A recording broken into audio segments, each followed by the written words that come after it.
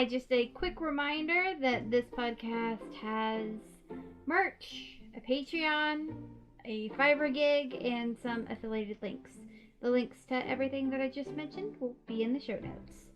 Alright, now enjoy the show.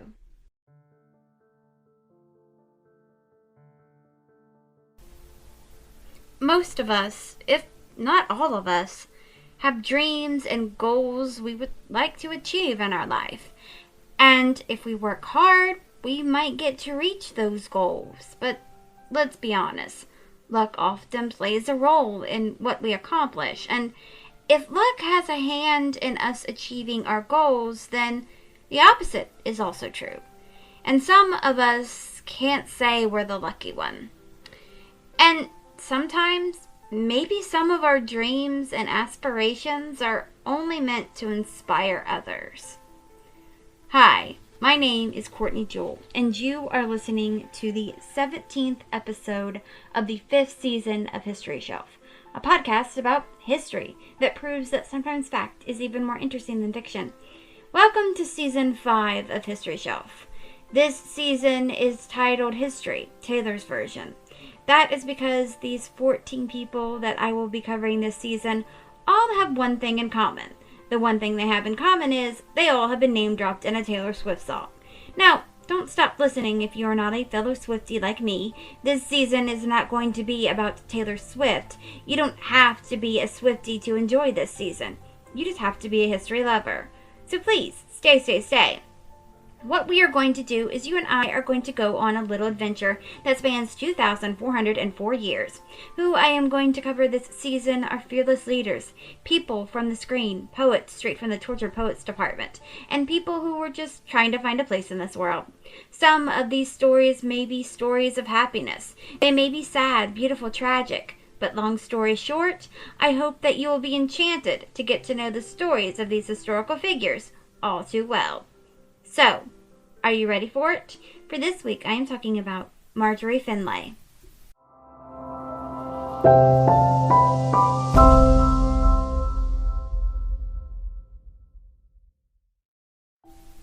This is going to be another short episode.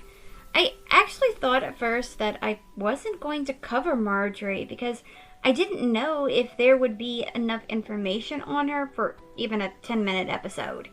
And I know I said last week, and I have said other times before, that I don't want the length of an episode to deter me from doing an episode on someone. But I do like for the episode to be at least 10 minutes long. So I thought that I wasn't going to cover Marjorie. But someone convinced me that I had to include her. So, here we go. Marjorie was born Marjorie Mullenkamp on October 5th, 1928 in Memphis, Tennessee.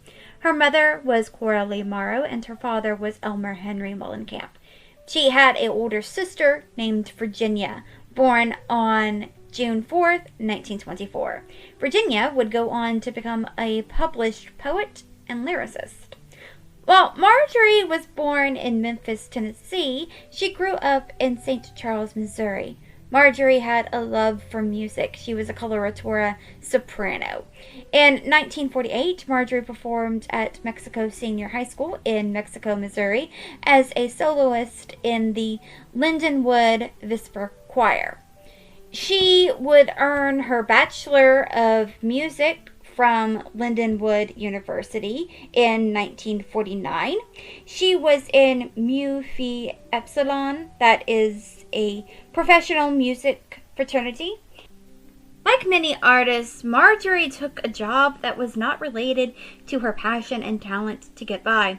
Marjorie started working as a receptionist at Boatman's National Bank in St. Louis, Missouri in 1950. But Marjorie didn't let go of her love of music. Marjorie entered and won a ABC network show, Music with the Girls. So, what did she win? She won a radio spot and she toured on the network radio show for 15 months. In the summer of 1950, Marjorie studied at the Berkshire Music Center. Then she got a piece of advice from the classical music conductor, pianist, and Edwin MacArthur. Edwin told her to move to New York City, so she did. But she didn't stay in New York City for the rest of her days. On March 22nd, 1952, Marjorie married Robert Bruce Finlay in Palm Beach, Florida. Robert was the president of Raymond Construction Company. Robert's job would take him and Marjorie to Havana, Cuba. They would then move to Puerto Rico due to political unrest in Cuba. It was there in Puerto Rico that Marjorie became a star. She performed in concerts, operas, and supper clubs, like her 2-week stint at the Caribe Hilton Hotel. Marjorie's parents actually didn't want her performing in supper clubs, but Marjorie told them, quote, "This will be very dignified," end quote. Marjorie had her own television show in Puerto Rico. It was called El Show Panamericano. It was on APA TV. The show was with Cuban entertainer Pumarejo.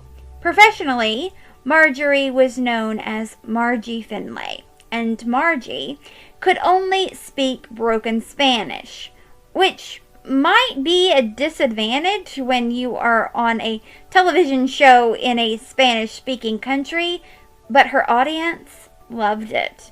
They found the humor in it. Puerto Rico loved Marjorie.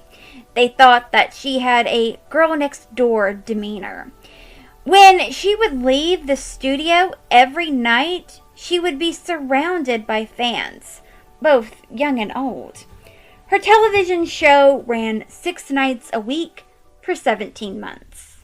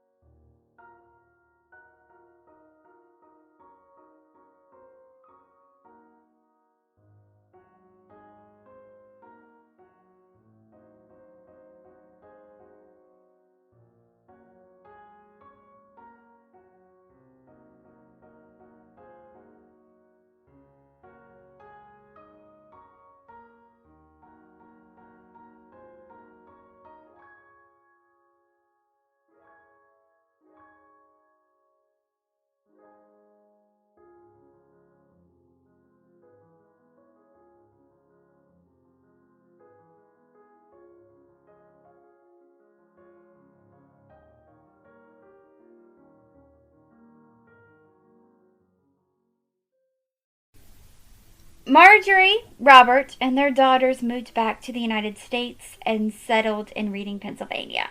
Marjorie died from an undisclosed cause on June 1st, 2003 in Reading, Pennsylvania. She was 74 years old. She was cremated. If you are a Swiftie, then you already know the significance of Marjorie Finlay. But if you are not a Swiftie, then you may be wondering why Taylor Swift would mention some random opera singer in one of her songs. Well, remember Marjorie's daughter, Andrea? She would go on to have children of her own. Andrea's oldest child would be a girl named Taylor Swift, that is. Marjorie sadly never got to see what her granddaughter would become, but she is all over Taylor's career. Taylor has said that her grandmother inspired her career. Taylor's character in her music video for her song Wildest Dreams was inspired by Marjorie. There is a photo of Marjorie in Taylor's music video for her song Antihero.